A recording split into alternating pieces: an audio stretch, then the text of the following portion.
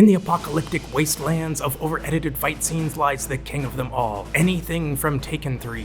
Here on Fix It Fridays, we're gonna take on this incredible challenge to see if I can actually make this fight easy to follow, or at least easier. Watching the original version of the fight right now, and every time the color changes from red to blue, it's breaking the 180-degree rule, basically to just confuse you into thinking the fight is faster than it really is. Red and blue is for breaking the rule, green is basically a neutral shot where it's just directly in front of or behind somebody and you can't really tell. So here's how I'm gonna fix it. I'm gonna get rid of a bunch of shots that don't need to be there. I'm gonna change the order of some shots because sometimes we've got things like this. Bad guy's creeping into the room, but he spots something to his left. Then we see his reaction. But it's a lot more natural for us to see somebody spot something and watch their eyes and then want to see what they're reacting to. So instead of seeing the bad guy spot something, then him pulling his gun as a reaction to it, and finally Liam Neeson swinging a bottle only to go back to the gun, and we're gonna change that too. Bad guy sees something, we then see what he saw, then we see the bad guy react by pulling his gun, and I'm gonna try to merge those two shots of the guns so we see him drawing his gun and getting it knocked out of his hand in one shot. I'm also going to increase the brightness and contrast because it's very difficult to tell the guys apart. In some cases they made it so dark that there's no longer enough information there to even tell the difference between the two. So I had to mask out where I thought the guy's arm was and create an artificial contrast so that you could tell the two apart just a little bit. So I kept the difference in contrast subtle because increasing the brightness of Liam Neeson any more than this just made his jacket look all fuzzy and terrible picture quality.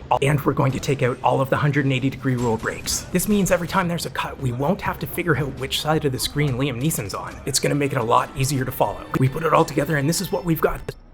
Because of the stuff we got rid of, it's going to end up being a little shorter.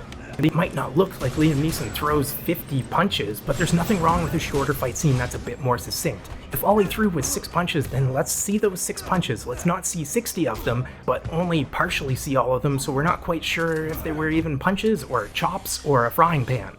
Here's my version next to the original. Watch them both, tell me which one you like more.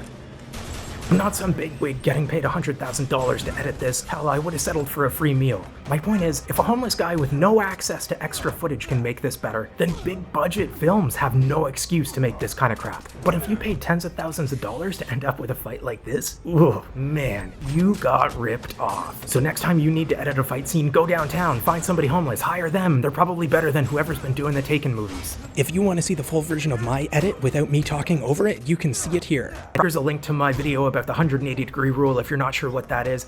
That does it for Fix It Friday.